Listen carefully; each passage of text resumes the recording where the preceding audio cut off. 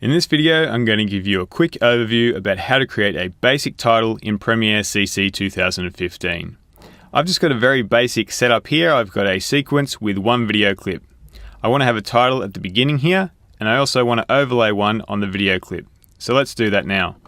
Down here at the bottom, you'll find the New Item button. So we'll click on that and choose Title. All the resolution and frame rate settings you don't need to touch generally, they'll be set up automatically. So I'll just call this first Title, hit OK, and it will load up the title designer. Now I actually want the title to be at the beginning, and I'm seeing all this vision at the moment. Whatever you see here in the background will correspond to what you're seeing in your monitor. So if I want to see what the title will look like over black, I can just drag the playhead back and it will update over here for me. To create the title itself, just ensure that the type tool is selected, which it should be by default, and then just click once, don't click and drag, somewhere within the frame. So I'll just put in my first title, and once I've typed it out, I can select that text and then come up here and choose my fonts, and whether it's bold, whether it's left justified, the sizing, all this sort of stuff. Over to the right, you've got more advanced typography options. And the other thing that's quite useful for most people is the fill. The fill is the color. So if I change that to red, for example, I can hit OK and you'll see it update there. To move it around, choose the selection tool and just drag the text and position it wherever you want it to be. I'm just going to leave it in the middle for the moment. Now this is a very basic title, but it'll do for this example. Once you're happy with it, close the window and you'll see a new item has been added in our project area.